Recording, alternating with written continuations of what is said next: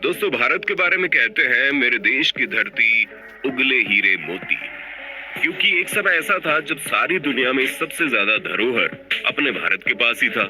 सब कुछ तो दुश्मनों द्वारा लूट लिया गया, मगर आज भी एक बेहद कीमती धरोहर है जो भारत की सी मिट्टी पर उग रही है। दोस्तों, क्या आपने भारत के लाल सोने का नाम सुना है? भारत का लाल सोना कुछ और नहीं बल्कि लाल चंदन है। वही चंदन जिसे दुनिया के सामने टॉलीवुड की एक फिल्म पुष्पा लेकर आई है। दोस्तों, प्राइम वीडियो पर हाल ही में रिलीज हुई फिल्म पुष्पा भारत की एक ब्लॉकबस्टर मूवी बन चुकी है। तारीफ में बस इतना कहना पड़ेगा, ऐसा कोई शख्स रहा नहीं जो इस मूवी से अनजान होगा। शायद आपने भी इस मूवी को देख लिया होगा। मगर दोस्तों, अगर आपने अभी तक नहीं देखी है तो आपको बता दे, पुष्पा फिल्म लाल चंदन के इर्द गिर्द घूमती है। इस मूवी को देखने के बाद आप समझ जाएंगे लाल चंदन को लेकर कितने जद्दोजहद किए जाते हैं। लाल चंदन को रक्त चंदन भी कहते हैं। रक्त चंदन कहने के पीछे वजह यह है कि इस लाल चंदन के चक्कर में आज तक न जाने कितने ही रक्त बह चुके हैं। दोस्तों, लाल चंदन दुनिया में सिर्फ और सिर्फ भारतवर्ष में ही पाया जाता है। ये दुनिया का सबसे कीमती लकड़ी है। दोस्तों, आप इमेजिन कीजिए इसकी कीमत क्या हो सकती है। दोस्तों, आपने कितने रुपए इमेजिन किए ये तो हम नहीं बता सकते, मगर आप सब इस लकड़ी के असली कीमत के बारे में सुनेंगे ना तो हैरान हो जाएंगे। दोस्तों, लाल चंदन लकड़ी की कीमत 26,000 से 30,000 रुपए प्रति किलो है। एक पेड़ से कम 20 से 25 किलो तक की लकड़ी निकल जाती है, जिसे बेचकर कम से कम 5 से 6 लाख रुपए मिल जाते हैं। यानी कि एक लाल चंदन के पेड़ की कीमत 6 लाख रुपए है। और दोस्तों, 1 टन लाल चंदन की कीमत 2 करोड़ रुपए हो जाती है। अब हैरान होना तो लाजमी है। दोस्तों, जो चीज जितनी कम होती है उसकी कीमत उतनी ज्यादा होती है। इसका इतनी कीमत होने की पीछे की वजह सिर्फ यही है कि बहुत ही कम मात्रा में पाई जाती है। लाल चंदन भारत के तमिलनाडु और आंध्र प्रदेश में ही होता है। इसी लाल चंदन के चक्कर में तमिलनाडु और आंध्र प्रदेश के बॉर्डर पर चीन द्वारा कई बार युद्ध की गई और न जाने कितनी जाने रक्त से लथपथ हो गई। चीन, जिसे दुनिया भर ने अपना दुश्मन घोषित कर दिया है, वो भारत के पीछे आज से नहीं बल्कि सदियों से घात लगाए बैठा है। भारत में पाए जाने वाली लाल सोने के बारे में जैसे ही चीन को पता चला, उसने न जाने कितनी साजिशों के द्वारा उसे पाने की कोशिश की, लेकिन आज तक इसे पाने के लिए बेकरार रहता है। दोस्तों, आपके मन में खूब सारे सवाल उठ रहे होंगे कि आखिर इस लाल चंदन में ऐसा क्या है? आखिर इससे किस काम के लिए इस्तेमाल किया जाता है? आखिर क्यों चीन इसके पीछे पड़ा है? तो दोस्तों, आज आपके इन सभी सवालों का जवाब हम इस वीडियो में देंगे। आज आपको लाल चंदन से जुड़ी हर एक छोटी से छोटी बात पता चल जाएगी, ताकि अगली बार जब आप लाल चंदन के बारे में सुने तो आप इसकी पूरी कथा खोल बैठें। तो चलिए शुरू करते हैं। दोस्तों, जैसा कि मैंने आपको बताया, लाल चंदन भारत के 2 राज्यों आंध्र प्रदेश और तमिलनाडु में उगता है। वहाँ भी हर जगह नहीं, सिर्फ और सिर्फ 4 जिलों में प्रचुर मात्रा में होता है। चित्तूर, कडप्पा, कुर्नूल और नेल्लोर में फैले शेषाचलम की पहाड़ी में। इस बात से आप इसके खास होने की वजह समझ सकते हैं। दोस्तों, इस पेड़ की एवरेज हाइट 8 से 11 मीटर होती है। पूरे विश्व में चंदन की 16 प्रजातियां हैं, जिसमें सेंथुलम एल्बम प्रजातियां सबसे सुगंधित और औषधि युक्त मानी गई है। रक्त चंदन का साइंटिफिक नाम टेरोकार्पस सेंटोनस है। इसकी लकड़ी लाल होती है। इसमें सफेद चंदन की तरह कोई खुशबू नहीं होती। दोस्तों, लाल चंदन के पेड़ के बारे में सबसे खास बात जो शायद इस दुनिया में कुछ खास चीजों को मिली है, वो है इसका वक्त, यानी कि उसे उगने में कितना समय लगता है। इस बात को आप इमेजिन कीजिए और हमें कमेंट बॉक्स में बताइए।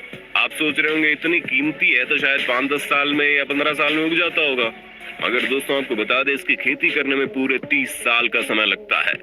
और अगर इसे जैविक खेती का तरीका अपना कर लगाया जा रहा है तो शायद 15 साल में इसकी उपजता हो जाती है। रक्त चंदन की खेती सभी तरह की मिट्टी में हो सकती है, लेकिन रेतीली मिट्टी, चिकनी मिट्टी, लाल मिट्टी, काली दानेदार मिट्टी में इसके पेड़ अच्छे से बड़े होते हैं। इसकी खेती ऐसी जगह पर नहीं हो सकती है जहां पानी का जमाव होता हो। इसका मुख्यतः उपयोग दवा, इत्र, पूज, फर्नीचर और सजावट के सामान, विशेष प्रकार के म्यूजिकल इंस्ट्रूमेंट आदि को बनाने में किया जाता है।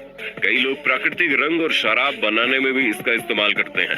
दोस्तों, लाल चंदन से कई तरह की दवाइयां बनाई जाती है और उसमें लाल चंदन के पाउडर जिससे स्किन एलर्जी जैसे कि एक्जिमा, सूजन, जलन का इलाज हो सकता है। कहते हैं एक्जिमा के मरीज कुछ और खुजली हो और उसमें लाल चंदन के पाउडर को कपूर के साथ पेस्ट बनाकर लगा दिया जाए तो मिनटों में उसे ठीक कर देती है और चमत्कारी आराम पहुंचाती है।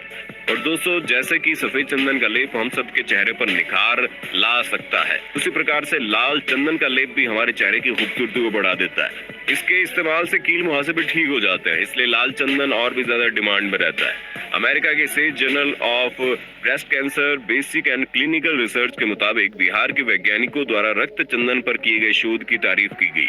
वैज्ञानिकों ने रक्त चंदन में मौजूद प्रतिरोधक क्षमता के बारे में नई खोज की है। इसमें स्तन कैंसर की प्रतिरोधक क्षमता की मौजूदगी का पता लगाया गया है। कहा जाता है रक्त चंदन को शिव और शाक्त मत को मानने वाले अधिक प्रयोग करते हैं। आपको बता दें दोस्तों, ये पीले चंदन का इस्तेमाल वैष्णव मत वाले लोग करते हैं। अंतर्राष्ट्रीय बाजारों में इसकी डिमांड बहुत ही अधिक है और यही वजह है कि इसकी सुरक्षा खूब ध्यान से की जाती है। ऐसे में 2.25 लाख हेक्टेयर इलाके में फैले शेषाचलम की पहाड़ियों की सुरक्षा काफी अहम होती है। दोस्तों, स्मगलिंग करने की मात्रा कोई छोटी मोटी नहीं। प्रत्येक वर्ष कम से कम 20,000 करोड़ रुपए के लाल चंदन का इलीगल सप्लाई करता है। जरा सोचिए दोस्तों, क्या घर से लीगली किया जाता तो ये भारतवर्ष का कितना फायदा हो जाता। और यही कारण है कि भारत में इसके लिए सजा भी सुनाई गई है। कोई भी अगर लाल चंदन की तस्करी करते हुए पकड़ा जाए तो उसे 11 साल की सजा सुनाई जाएगी। लाल चंदन की सबसे ज्यादा तस्करी और कोई नहीं दोस्तों, हमारा सबसे करीबी दुश्मन चीन में होता है। दोस्तों, आपको तो पता ही होगा, चीन में आयुर्वेदिक मेथड से इलाज करना पसंद करते थे और कुल मिलाकर आयुर्वेद इलाज बहुत यूजफुल भी होता है। इसलिए चीन में लाल चंदन की डिमांड बहुत ज्यादा है।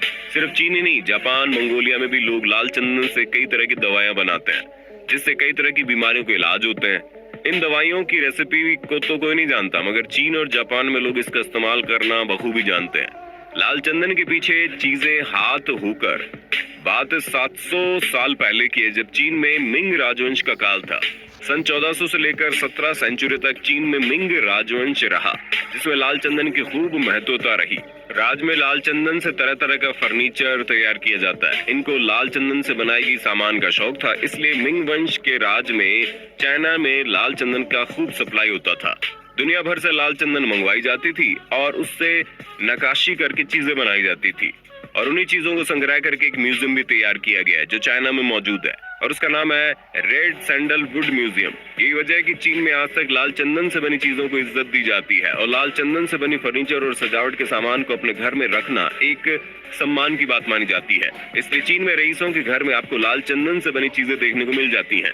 जापान में भी एक समय में लाल चंदन की खूब महत्वता थी, मगर धीरे धीरे जैसे कि सभी लोग पुरानी परंपराओं को भूलते जा रहे हैं, वैसे जापान में एक पुरानी परंपरा है जिसमें वहाँ की पारंपरिक शादियों में बजाए जाने वाली एक म्यूजिकल इंस्ट्रूमेंट शामीशेन को लाल चंदन से ही बनाया जाता है। मगर वक्त के साथ साथ परंपरा भी खत्म हो गई और लाल चंदन की डिमांड भी। मगर चाइना में लाल चंदन आज भी डिमांड में है। इसके लिए स्मगलर्स को अच्छी खासी रकम दी जाती है। यही वजह है कि आज कोई भी अपनी जान की जोखिम में लेकर लाल चंदन की तस्करी के लिए तैयार हो जाता है। कुछ तस्कर पकड़े जाने के डर से कई बार पाउडर के रूप में भी तस्करी करते हैं। दोस्तों, भारी मात्रा में तस्करी होने के कारण 2.25 लाख हेक्टेयर में फैली शेषाचलम की पहाड़ियों के कई हिस्सों में पाई जाने वाली इन खास लकड़ियों की तादाद 50% तक कम हो गई है। 5 साल पहले 2015 में एनकाउंटर में 20 तस्करों की मौत भी हो गई थी। इसके साथ बड़ी संख्या में गिरफ्तारियां भी हुई। लीगली देखा जाए तो आंध्र प्रदेश के वन विभाग की वेबसाइट के मुताबिक चीन, जापान, सिंगापुर, ऑस्ट्रेलिया, संयुक्त अरब अमीरात और पश्चिमी देशों के करीब 400 व्यापारी बोली लगाते हैं। इसमें लगभग 150 चीनी कारोबारी होते हैं। और दोस्तों, बाकी की चीजें आपको पुष्पा मूवी देख